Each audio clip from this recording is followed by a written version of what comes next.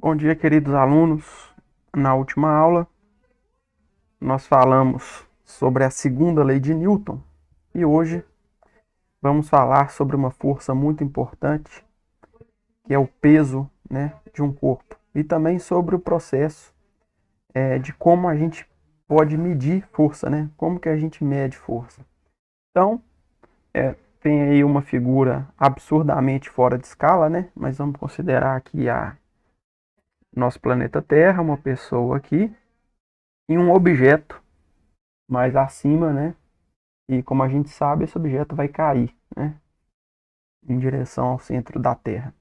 Então, por hora, a gente vai trabalhar com o seguinte conceito de força, Peso de um corpo é a força de atração gravitacional exercida sobre ele pela Terra.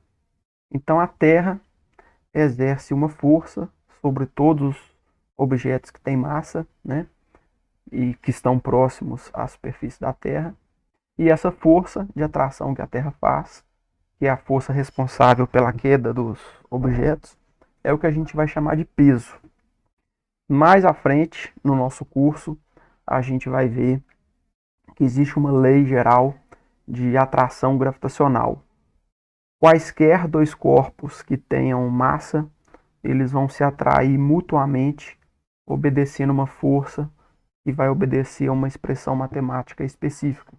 Mas a gente vai estudar isso só depois. Então, por hora, o peso é a força gravitacional que o nosso planeta exerce sobre os corpos, E que é responsável pelos corpos caírem como a aceleração da gravidade. Não só a Terra, vai ter um peso, os outros planetas também, a Lua também, Os objetos que estão próximos à superfície da Lua também vão ser atraídos pela Lua e lá vai ter uma aceleração de gravidade diferente daqui, Mas vamos seguir. Então a gente sabe que os objetos caem, com uma gravidade, a aceleração que a gente já está habituado a chamá-la de gravidade. Então gravidade, que a gente usa muito a letra G, para representar essa aceleração, vai ser a aceleração provocada pela força gravitacional, próximo à superfície, a gravidade G, ela é aproximadamente constante. Tá? Rigorosamente, o valor da gravidade vai depender da distância do objeto até o centro da Terra, como a gente vai ver depois, mais à frente no curso. Mas lá a gente também vai ver que próximo à superfície, se eu não estiver numa altitude muito grande, se eu estiver aí falando de alturas de prédio, de alturas usuais aí que a gente vai trabalhar, é uma aproximação muito boa considerar que a aceleração da gravidade é constante. Em Belo Horizonte, especificamente, a aceleração da gravidade vale 9,78 metros por segundo ao quadrado. Foi uma medida experimental feita lá no Departamento de Física da UFMG, a referência está aqui. A Terra não é uma esfera perfeita, tá? Ela é uma geóide, então a aceleração da gravidade ela vai variar em função do local. Então, em Belo Horizonte, 9,8 metros por segundo ao quadrado. Para a alegria geral de vocês, nos exercícios a gente vai continuar usando 10, para que vocês não se estressem com contas quebradas e foquem mais na física, no entendimento físico dos problemas. Então vamos lá. Agora a gente pode refinar, A gente vai chegar numa expressão matemática para o peso de um corpo. Então vamos considerar aqui que a gente tem uma maçã caindo, E a gente já sabe que a força que faz a maçã cair é a força peso. E a gente sabe que essa força está relacionada à aceleração da gravidade. Então aqui numa situação idealizada, a gente desprezando os efeitos rotacionais e desprezando a resistência do ar, a gente pode considerar que durante a queda dessa maçã existe uma única força, Se essa maçã estiver em queda livre, desprezando a resistência do ar, a única força que atua sobre a maçã vai ser o peso, E devido a essa força, esse corpo vai ter uma aceleração que é a gravidade. Então, como é que fica a segunda lei de Newton para este caso específico? Força resultante é igual a massa vezes a aceleração, né? Neste caso específico, se não tem resistência do ar e nenhuma outra força atuando sobre a maçã, ela está em queda livre, eu posso dizer que a força resultante é a força-peso. E a gente sabe que nessa situação de queda livre, a aceleração é a gravidade. Então fica que, substituindo isso na segunda lei de Newton, a gente tem peso igual a mg, onde peso é a resultante e o g é a aceleração. Então obtivemos aqui uma expressão matemática para a força peso. Peso vai ser a massa vezes o vetor aceleração da gravidade. E o peso é uma força que sempre, assim como a aceleração da gravidade, tanto a gravidade quanto o peso são vetores que vão apontar para o centro da Terra. Em módulo, o peso é igual a mg. Então, multiplicar a massa do corpo em quilograma pela gravidade do local, em metro por segundo ao quadrado, o resultado disso te dá o peso em newtons do objeto. Uma unidade de força muito que também é utilizada, né, é o quilograma-força. O quilograma-força ele é definido como o peso de uma massa de 1 kg, considerando aí uma situação normal, onde a gravidade vale 9,8. Então, se você considerar 1 kg, um objeto de 1 kg de massa, a gente pode dizer que o peso desse objeto é 1 kg força. Isso é a definição de quilograma-força. Agora vamos relacionar com a expressão que a gente acabou de obter. Peso é igual a mg, né? Então, em módulo, eu tenho que peso é igual ao produto da massa vezes o módulo da gravidade. Então, neste caso específico, a massa vale 1 kg e a gravidade vale 9,8 metros por segundo ao quadrado. Isso vai me dar 9,8 kg vezes metro por segundo ao quadrado. A gente já viu que quilograma vezes metro por segundo ao quadrado é newton. Então, isso ficou 9,8 newtons. Ou seja, se eu tenho uma massa de 1 kg, o peso dessa massa de 1 kg corresponde a 9,8 newtons. Se você considerasse a gravidade igual a 10, seria 10 newtons, né? Então, o que a gente conclui?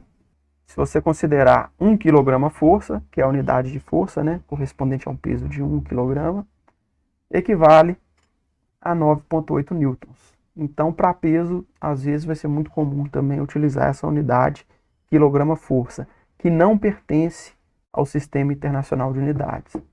A unidade correta no Sistema Internacional é newtons. Agora, como que a gente mede força? Tá?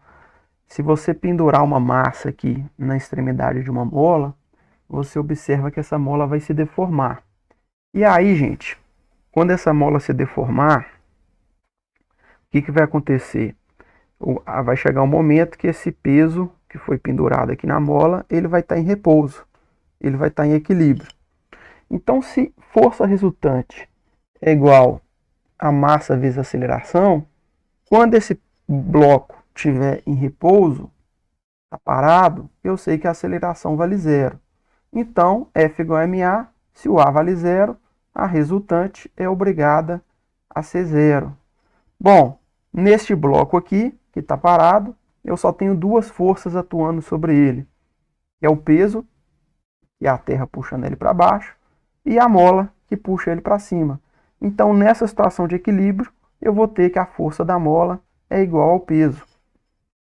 Então, como a mola se deforma aqui, eu posso tentar um jeito de relacionar a deformação dessa mola com a força que ela está fazendo. Vamos ver aqui um exemplo. Aqui é uma simulação, né, de um site muito bom.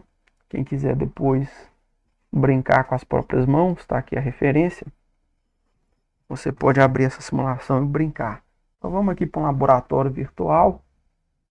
Aqui eu tenho uma mola. Eu vou marcar aqui com essa reta pontilhada aqui o comprimento da mola, né, o comprimento da mola sem nenhum peso pendurado nela, sem nenhuma massa pendurada nela. E aí, o que a gente vai fazer? Eu vou pegar aqui uma régua, porque eu vou começar a pendurar massas nessa mola e ver o que acontece. Então tá aqui uma régua. E agora eu vou pegar essa massinha aqui de 50 gramas, né? E vou pendurar aqui na mola. Ela vai oscilar. E aí eu vou perceber, eu vou botar aqui, que ela vai oscilar em torno de um outro ponto aqui, ó. O centro dessa oscilação não é mais a reta azul, passa a ser essa reta verde. Eu vou tentar parar esse objeto aqui, ó. Ele está oscilando. Se eu conseguir botar ele na posição de equilíbrio certinho, ele vai ficar ali mais ou menos em repouso. Então, quando eu pendurei uma massa de 50 gramas nessa mola, eu observei que ela se deformou. Com a régua aqui, eu posso ver que ela se deformou aqui um pouco mais de 8 centímetros, né? Aproximadamente aqui, teve uma deformação de 8 centímetros nessa mola. Agora, eu vou marcar essa posição, para a gente não perder ela de vista, né? Com essa reta vermelha aqui. Agora eu vou tirar essa massa fora. A mola volta para o seu comprimento, né, normal dela, e vou aumentar a massa para cima. Dobrei a massa. Vou pendurar aqui na mola. Ela vai oscilar. Pendurar essa massa aqui, ó. Eu vou parar ela exatamente aqui no equilíbrio. Então ela parou ali. O que eu estou observando? Olha, agora se eu pego a minha régua, eu vou observar que o novo equilíbrio da mola, a deformação da mola que antes era praticamente 8 centímetros, quando eu dobrei a massa, essa deformação foi para 16 centímetros. Dobrou. Então veja bem, a mola antes tinha que fazer uma força para equilibrar um certo peso, que era o peso da massa de 50 gramas. Ao dobrar a massa, e consequentemente dobrar o peso do objeto, a mola ela passa a ter que fazer uma força 2 vezes maior. E o que a gente observou? Que a deformação em centímetros da mola dobrou. E eu poderia continuar a brincadeira aqui. Agora eu vou para 150. Então eu estou triplicando a massa, né? Então vamos lá. Ela vai oscilar. Vou parar ela aqui no... Eita. Vou parar ela aqui mais ou menos perto do equilíbrio. Vamos ver com a régua aqui onde é que foi. Olha, agora foi mais ou menos ali para 24 centímetros. Então eu tinha 8 centímetros quando eu tinha 50 gramas. Quando a massa triplica, o que aconteceu com a deformação da mola? Triplicou, né? Então, esse instrumento aqui me mostra que existe uma relação de proporcionalidade entre a força que a mola faz na massa e a deformação, o tanto que a mola esticou, né? Isso me permite fazer uma calibragem nessa mola, né?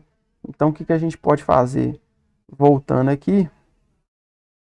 Então, com isso, a gente pode inventar um instrumento aqui, chamado dinamômetro, né? Então, você vai colocar aqui uma mola, né?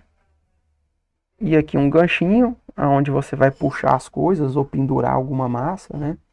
E aí você pode, aqui dando um zoom, né? Você pode calibrar o seu instrumento.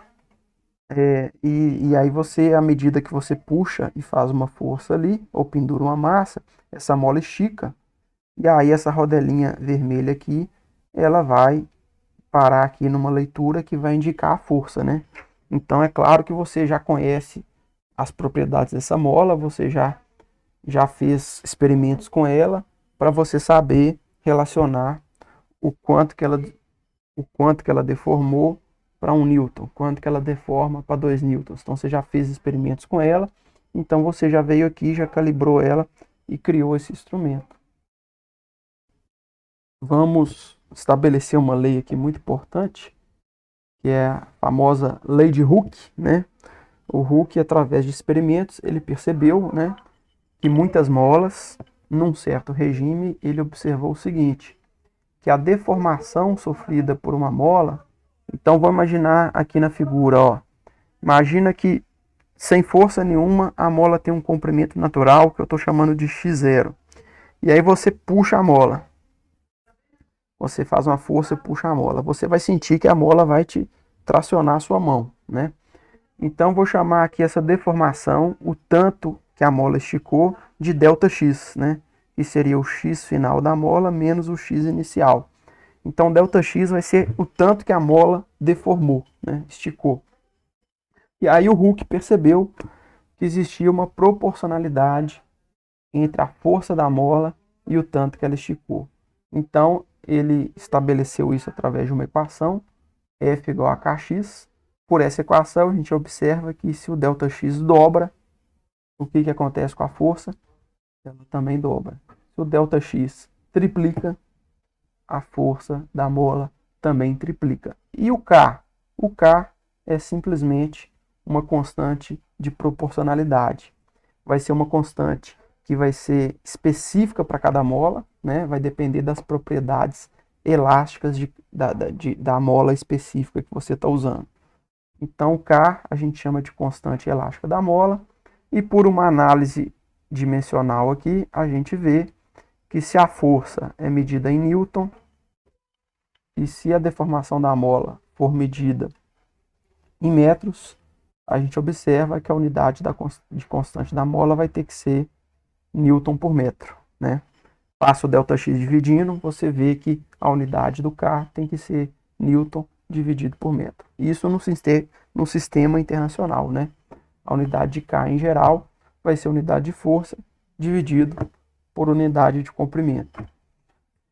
Bom, se você fizer um gráfico da força em função da deformação, vai ser uma reta passando pela origem, né?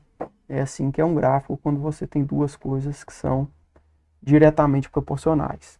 Nem toda mola obedece a essa relação matemática, mas as molas que obedecem isso, a gente diz que ela obedece à lei de Hooke, né?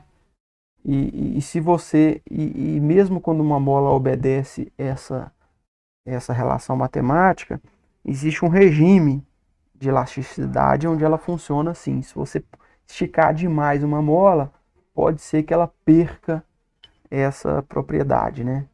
Essa proporção direta entre o deslocamento e a força.